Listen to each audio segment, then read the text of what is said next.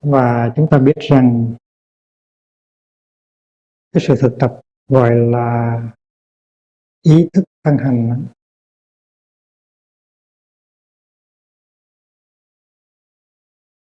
là một sự thực tập rất quan trọng. Ý thức toàn thân và an tịnh toàn thân, ý thức thân hành và an tịnh thân hành rất là quan trọng. Trong kinh Quán Niệm Hơi Thở thì như chúng ta đã biết về cái phần thân, chúng ta có 4 hơi thở: vào ra, dài ngắn, ý thức toàn thân và an tịnh toàn thân. Cái chữ toàn thân ở trong nguyên bản tiếng Phạn là Sarvakaya. Sarvakaya là tất cả thân. Và nó cũng có nghĩa là tất cả mọi cái bộ phận của cơ thể. Và vì vậy cho nên ý thức toàn thân nó có hai nghĩa. Cái nghĩa đầu là ta có ý thức về thân thể ta như là một cái hợp thể. Và cái nghĩa thứ hai là ta ý thức cái thân thể ta với những cái thành phần của cái cơ thể đó. Khi mà chúng ta học kinh niệm xứ thì chúng ta thấy rõ ràng hơn là ta có ý thức về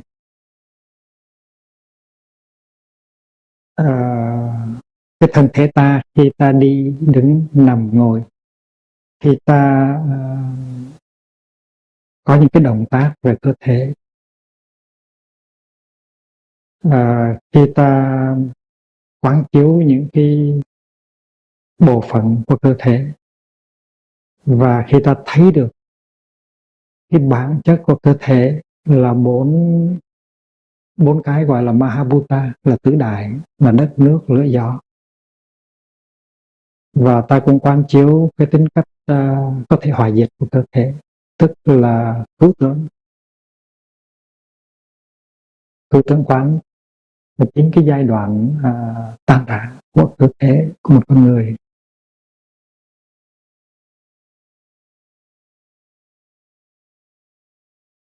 Và khi mà chúng ta ý thức được cái thân hành của chúng ta ôm ấp được nó, chúng ta có thể nhìn sâu được vào trong lòng nó, và chúng ta có thể có tuệ giác.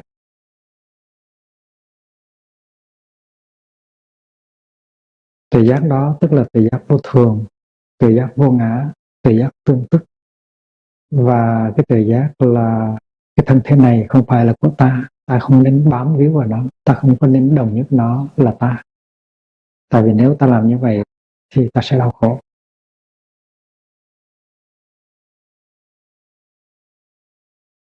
Khi mà hiểu như vậy rồi, ta mới thấy rằng cái sự thực tập là mai. Trong khi đi, đứng, nằm, ngồi, trong khi làm việc, trong khi làm thiền buông thư, là chúng ta thực thi những cái điều mà Đức Thế Tôn đã chỉ dạy trong kinh niệm xứ. Những cái bài thiền tập có hướng dẫn trong sách Sen bước từng cánh he đều là để mà thực thi một cách nghiêm chỉnh những điều mà Đức Thế Tôn đã dạy trong kinh niệm xứ và trong kinh Quán Niệm Hơi Thở. Vậy thì hai cái hơi thở chót, nghĩa là hai cái hơi thở thứ ba và thứ tư ở trong kinh Quán Niệm Hơi Thở, là ý thức thân hành và an tịnh thân hành. Bây giờ chúng ta hiểu rõ hơn trong từng cái chi tiết làm thế nào để ý thức được cái thân hành và làm thế nào để an tịnh được thân hành. Chúng ta hiểu rõ nhờ chúng ta đọc kinh niệm xứ, 4 lĩnh vực quán niệm.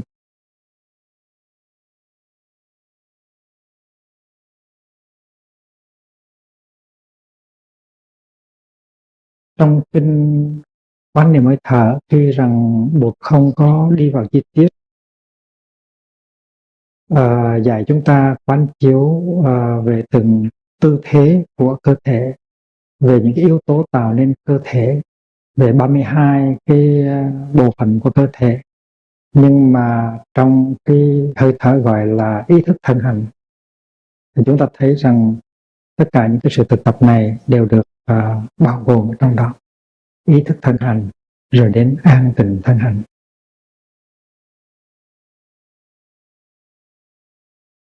Và khi mà chúng ta nắm được cái thân chúng ta bằng chánh niệm,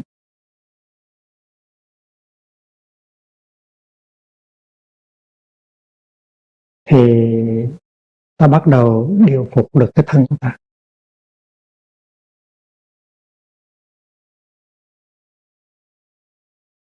Và cái thân của ta nó trở nên một với ta. Trước hết cái chánh niệm đang còn yếu, và cái thân ta nó giống như là một con trâu rừng.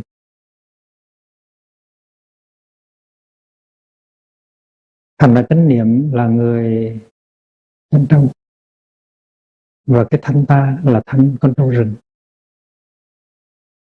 Thì người chăn trâu phải tới con trâu, và nhờ cái sự thực tập và chánh niệm mà người chăn trâu làm quen được với con trâu, và từ từ điều phục được con trâu. Và sau đó thì người chăn trâu có thể ngồi trên lưng trâu hay là nằm trên lưng trâu, mà trâu nó vẫn đi đúng vào cái hướng mà mình muốn đi. Đó là cái hình ảnh của thập mục nhu đồ, tức là 10 cái hình ảnh của sự chăn trâu. Ban đầu con trâu là một cái thực thể riêng biệt, và người chăn trâu là một thực thể riêng biệt. Hai cái nó không đi đôi với nhau. Nhưng từ từ thì người chăn trâu làm quen được với con trâu, và con trâu nó thuần phục người chăn trâu, và cuối cùng thì người chăn trâu và con trâu nó thành ra một. Và ta thấy rằng cuối cùng thì người chăn trâu ngồi trên lưng trâu và ca hát. Con trâu nó đi đâu cũng được hết, mà đi đâu cũng đúng vào cái chỗ mà người chăn trâu muốn nó đi hết. Đôi khi nó nằm trên lưng trâu và trâu đưa nó về nhà. Và nếu ta không có điều phục được cái thân ta, thì chúng ta khó mà điều phục được cái tâm. Vì vậy cho nên phép niệm xứ nó bắt đầu từ phép quán thân trong thân, nắm được hơi thở, nắm được mỗi cái tư thế của cơ thể trong khi đi đứng nằm ngồi, nắm được những cái hành động của cơ thể, cúi xuống, ngẩng lên, đi tới đi lui, thấy được những bộ phận của cơ thể, mỉm cười với nó, chơi với nó, đồng nhất với nó, lân mẫn nó, thấy được những cái yếu tố trong cơ thể. Đó là những cái phương pháp thực tập rất rất quan trọng. Có người nói tôi tu là tôi tu tâm thôi, mà nói như vậy là không có hiểu thế nào là tu tâm là cái gì đâu. Mình phải tu thân. Cái cơ thể của mình là đối tượng của sự tu tập, mình phải tu tập với cái cơ thể của mình trước.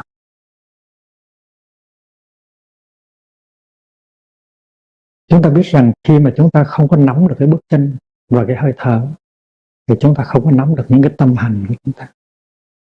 Vì vậy cho nên nắm được bước chân và hơi thở, nắm được những cái động tác trong đời sống hàng ngày, thì chúng ta mới nắm được cái tâm hành và hiểu được cái tâm hành.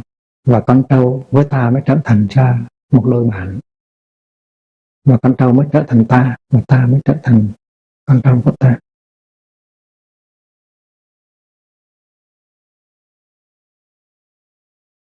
Vì vậy cho nên Đức Thế Tôn thường hay dạy là cái giáo pháp của Ngài là để điều phục cái thân và cái tâm,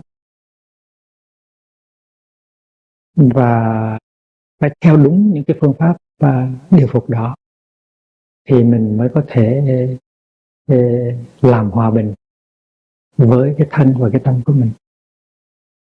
Có một lần có một vị Điều Mã Sư tới thăm Đức Thế Tôn và để thực tập. Điều Mã Sư tức là người luyện ngựa, the trainer, the horse trainer. Thì cái ông Điều Mã Sư đó, ông thực tập một thời gian với Buộc. Và có một hôm trong buổi thiền trà, Buộc hỏi: này bạn điều phục những con ngựa của bạn như thế nào, nói cho chúng tôi nghe. Thì cái ông Điều Mã Sư đó, ông nói có những con ngựa nó ưa ngọt, thành ra con dùng phương pháp ngọt và con thành công rất dễ. Có những khi con ngựa nó ưa mạnh, ưa những biện pháp mạnh, thì con dùng cái biện pháp mạnh và con thành công. Và có những con ngựa phải dùng cả phương pháp ngọt và phương pháp mạnh thì mới thành công. Thì nó có 3 trường hợp như vậy. Rồi Đức Thế Tôn mới mỉm cười và hỏi: nhưng mà trong trường hợp mà có một con ngựa mà sau khi đã áp dụng cả 3 cái phương pháp đó mà không thành công, thì ông làm thế nào? Ngọt nó cũng không xong, mà cứng nó cũng không xong, mà vừa ngọt vừa cứng cũng không xong, thì ông sẽ làm như thế nào? Thì vị Điều Mã Sư nói là trong trường hợp đó thì con giết ngựa, con đem nó ra con giết, tại vì để nó nguy hiểm lắm, nó làm gương xấu cho tất cả những con ngựa khác, và như vậy nó hại lắm. Thì cái ông Điều Mã Sư ông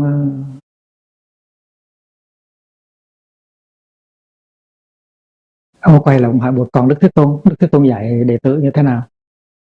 Ngài điều phục và đệ tử như thế nào? Tại vì con thấy rằng trong cái giáo đoàn của Ngài cũng có những cái phần tử rất khó điều phục. Thì Đức Thế Tôn mới ngồi mỉm cười không nói.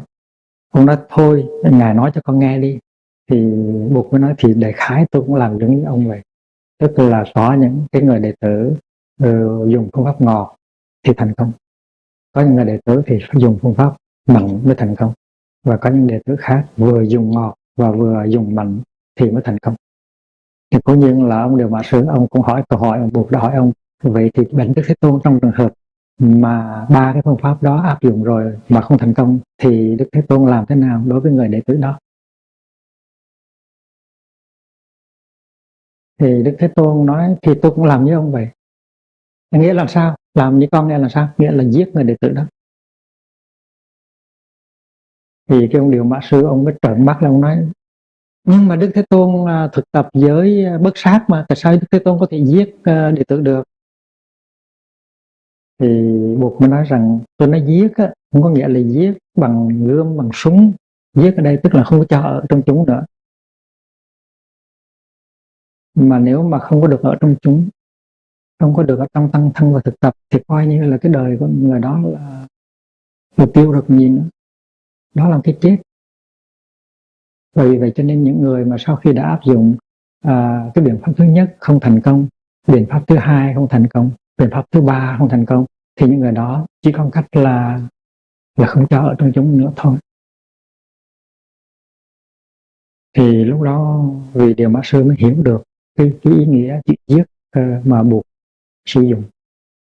Tại vì Bụt nói rất rõ là không có được ở trong tăng thân nữa, phải lìa tăng thân, thì cái cuộc đời của mình, cái cuộc đời xuất gia của mình, cái lý tưởng xuất gia của mình coi như là nó thất bại, thì đó là tương đương với một cái chết.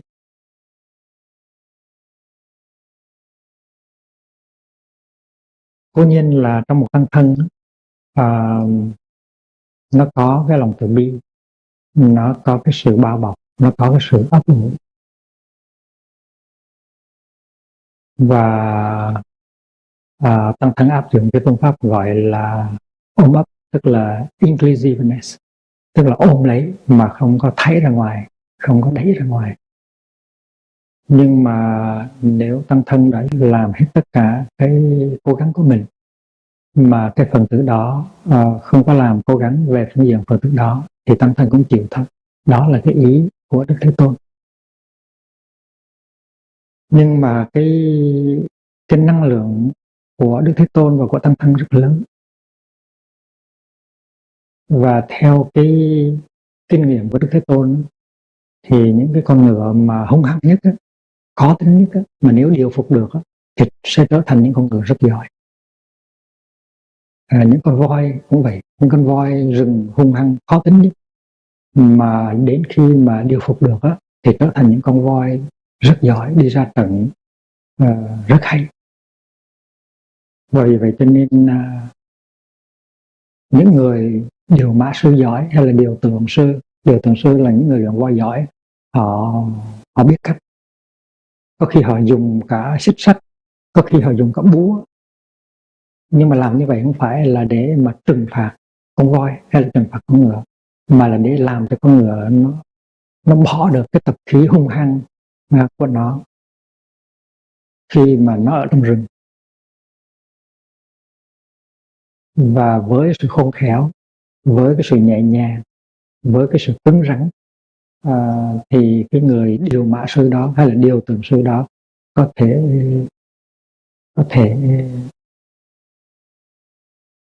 điều phục được cái con ngựa đó và con voi đó, và con ngựa đó, con voi đó sẽ trở thành ra những cái tài năng rất là quan trọng.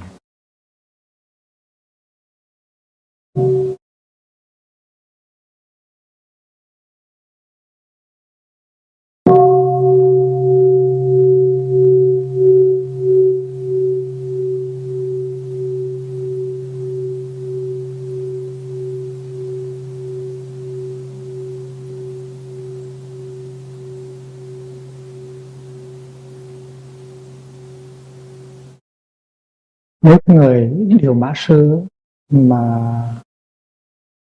có quyết tâm thì người đó sẽ có kiên nhẫn, người đó sẽ sử dụng tất cả những biện pháp của người đó để có thể điều phục được con ngựa này, con ngựa bất kham này. Nhưng mà điều phục không có nghĩa là trừng phạt. Điều phục có nghĩa là giúp cho con ngựa này nó bỏ được cái tập khí ở trong rừng của nó để nó có thể luyện được cái tập khí tốt. Và vì vậy cho nên nhiều khi phải dùng tới cái cọc hay là cái xích sắt hay là cái kềm hay là cái búa. Nhưng mà như vậy không có nghĩa là người điều mã sư là một người độc ác. Cái quan trọng không phải là cái kỷ luật. Cái quan trọng nhất không phải là cái kỷ luật. Cái quan trọng nhất là cái lòng từ bi và cái sự thông minh của người điều mã sư. Cái lòng từ bi đó nó phải được biểu lộ bằng nhiều cách. Mà cái thực chất của lòng từ bi tức là cái sự kiên nhẫn. Ở đâu có sự kiên nhẫn là đó có tình thương. Nếu mình thiếu kiên nhẫn tức là tình thương của mình nó chưa có bền vững lắm. Thì đối với những con ngựa chướng, những con ngựa hung hăng thì cần phải có thì giờ nhiều hơn, phải có lòng từ bi nhiều hơn nữa. Mà khi mình thành công được thì cái sự thành công của mình sẽ rất lớn lao.